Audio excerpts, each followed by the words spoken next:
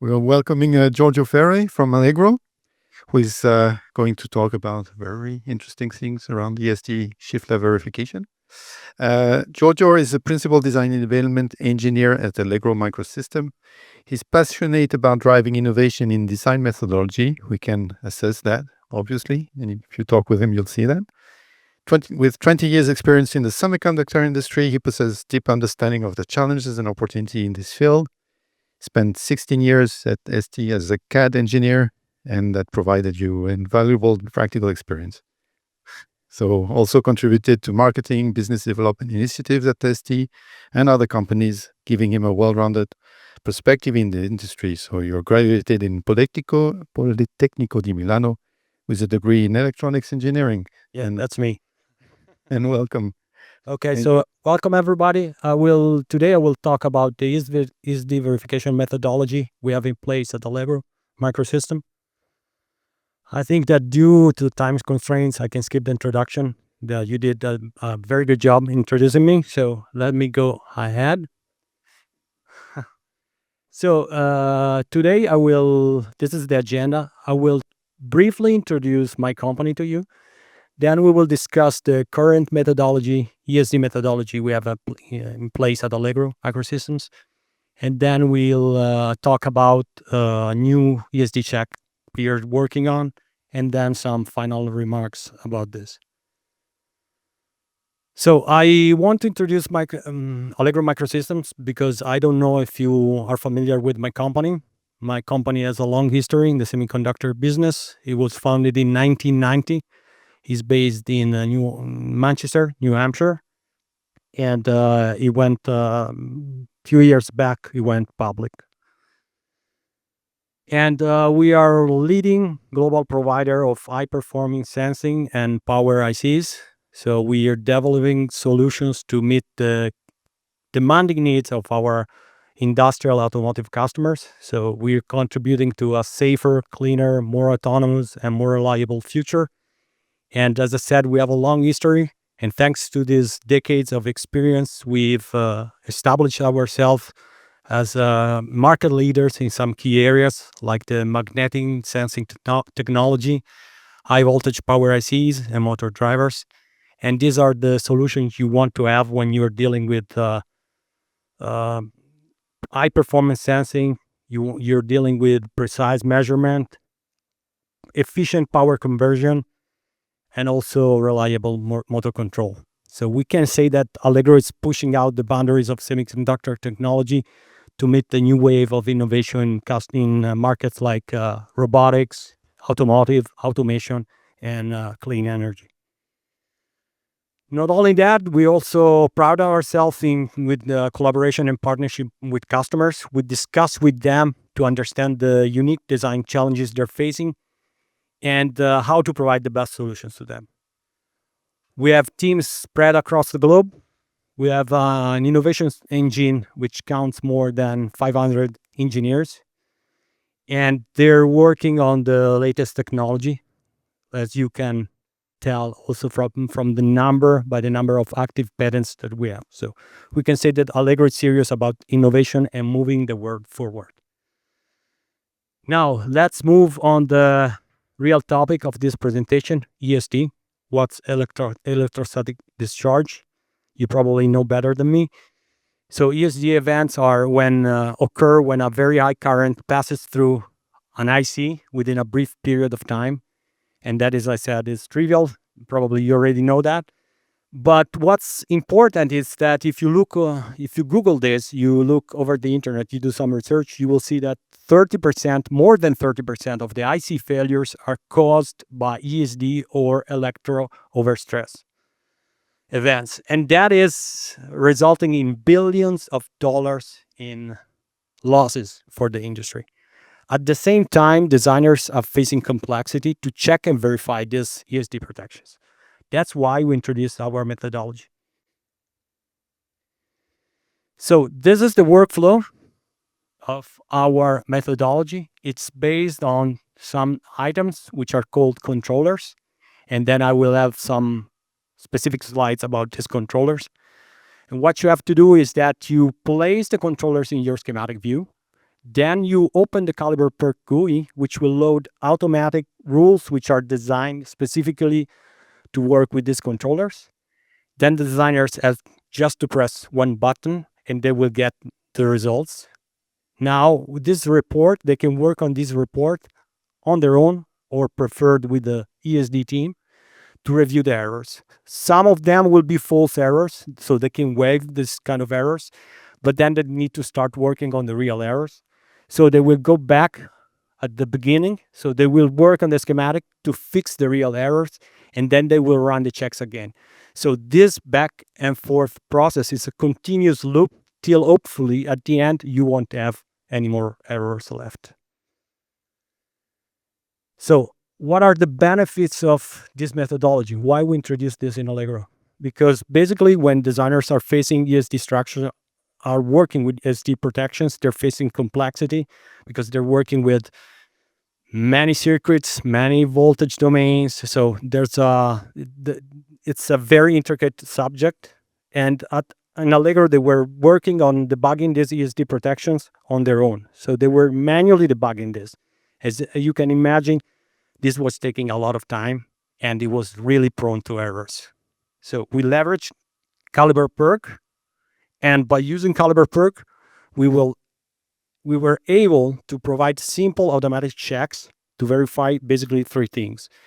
If you're using between two pins ESD protection, if you're using the correct devices to build that protection, and if you're meeting the dimensions, or you're using the right dimensions for the devices. And by dimensions, I mean that you're using the correct parameter values for the devices that are building this ESD protection. And as you can imagine, by automating steps, the time spent on this kind of verification decreased a lot. At the same time, you don't have also the probability of errors decreased a lot because there are no manual steps now. But for the checks to run, you need to process data. So you need to feed information to the system in order to be able to do some checks. And basically, this process of feeding the system with data, we call that initialization method. And this method is based on three main information. So first is which path must be verified. And that means the pins coupled you need to check. Then you have information number two, which is which ESD configuration must be checked. So you can have different type of configuration. It could be a clamping element, it could be a diode, it could be an interface diode connecting two voltage domains. So based on that, you need to apply and use the correct ESD protection. And third, what are the characteristics of each pin? Specifically here, we're talking about the maximum operating voltage that you need to use and the human body model. So it could be a 2 kilovolt or 4 kilovolt couple of pins. So based on that, also the check should adjust what they're checking. And this initialization method is based on these 5 controllers that you can see here. So these are devices or components present in the PDK component library. So they're available to the designers always. They come with a typical yellow color, and that is to remind the users that these are not standard devices. So they won't affect their design. They won't be considered, for example, during LDS, as they will be treated as open circuits. So they won't affect and interfere with your verification process.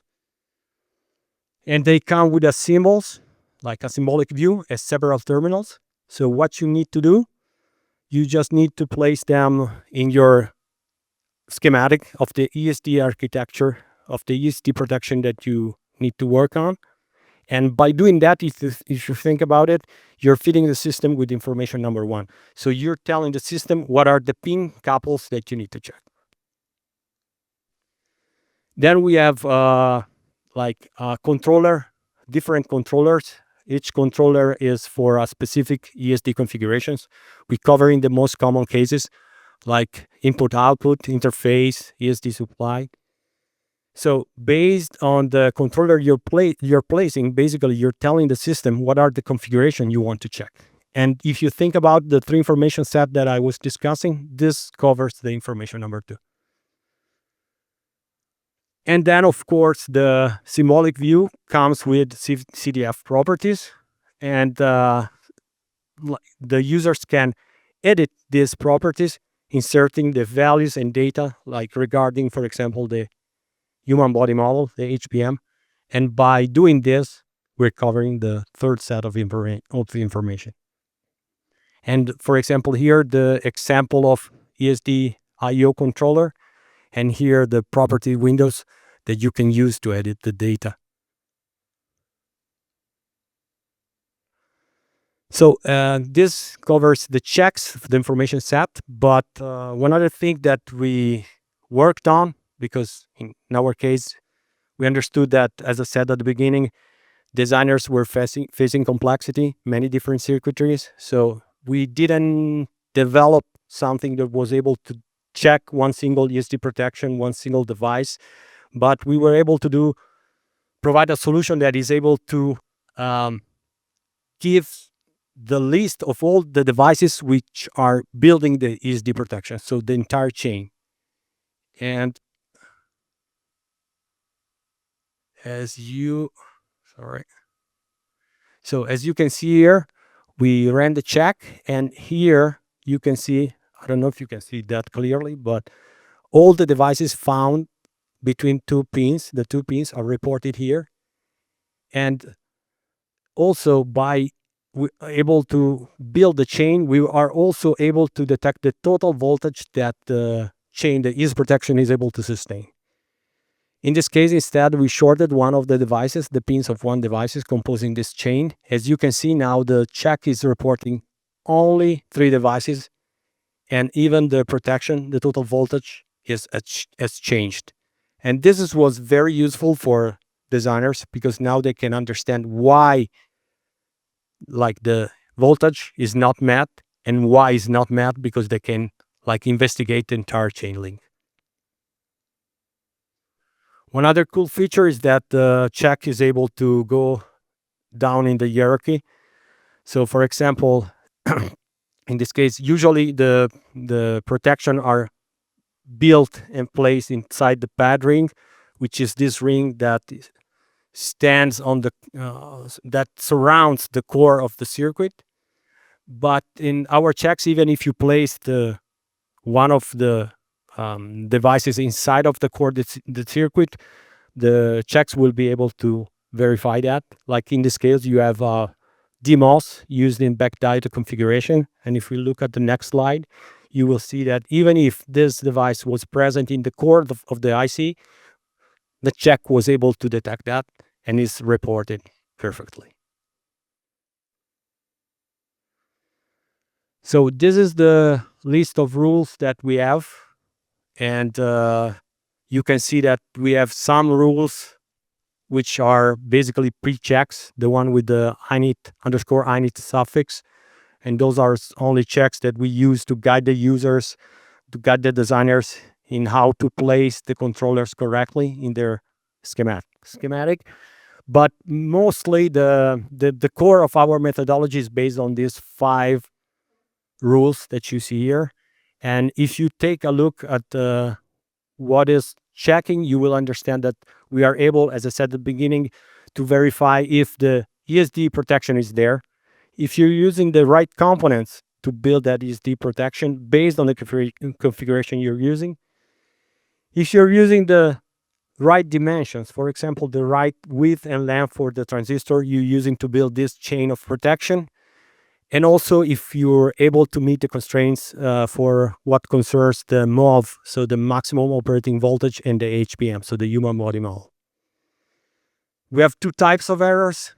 So one is real errors, the other are warnings. Errors are mandatory, so you need to fix them, while for warnings, it's just an information. So it's up to the designers to understand if they want to fix this or not.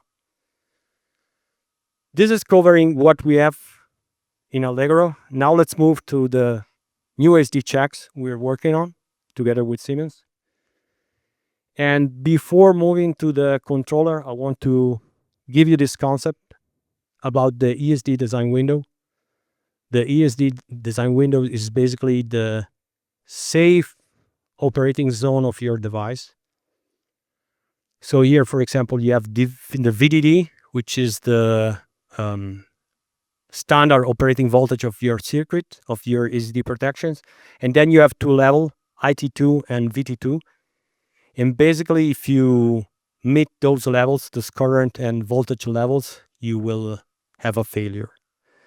And this is really important. So designers spend a lot of time to be able to make sure that the ESD protection stands here, sits in this ESD design windows. Nevertheless, despite your best efforts, despite like the time you spend on trying to be able to make sure that your ESD protections are sitting in that specific window, you can have failure. And that is because the intricate nature, the complexity of designs make sure can hide unexpected threats. And that's why you need to keep improving your verification process. You need to improve your methodology to be able to ensure the robustness and reliability of your designs. And that's why we introduced this new controller. And this new controller, basically, the main goal of this controller is to check all the parallel paths between two pins coupled, between two specified pins. And by parallel path, but I don't mean like one specific route, one signal route, or one specific power route, but I mean all the parallel paths seen between a pin couple, each single one of them.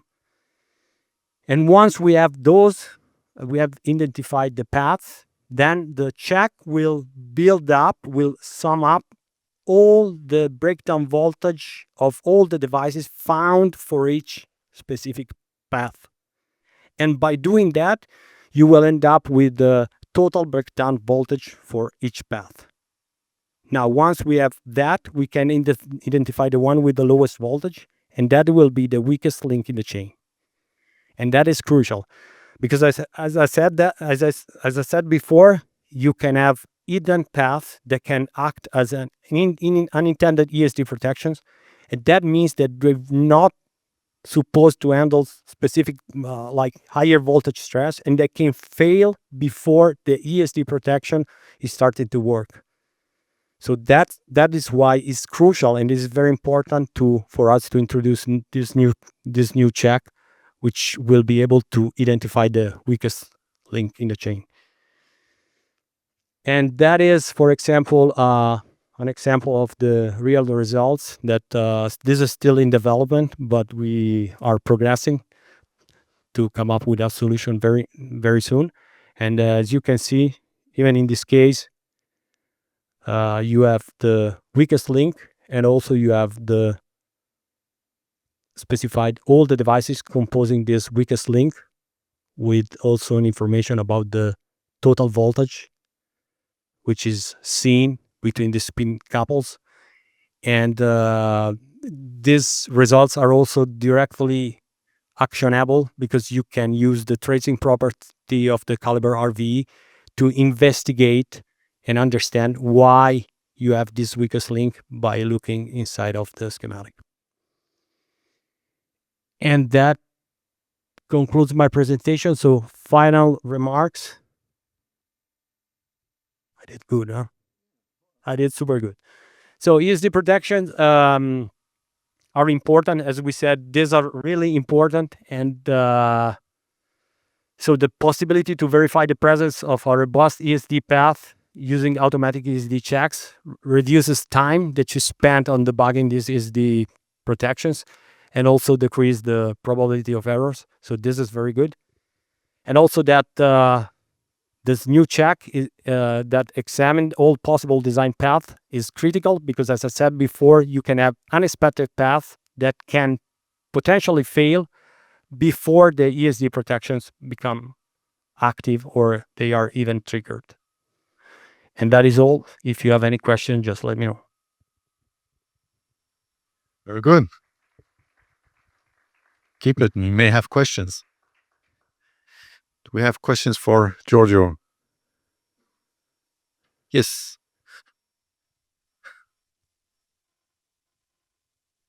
Come on. I have two questions. One is this controller concept is really interesting, and you use it on the, say, source netlist on schematic level. Exactly. Have you ever thought about using this also on a layout basis in some way?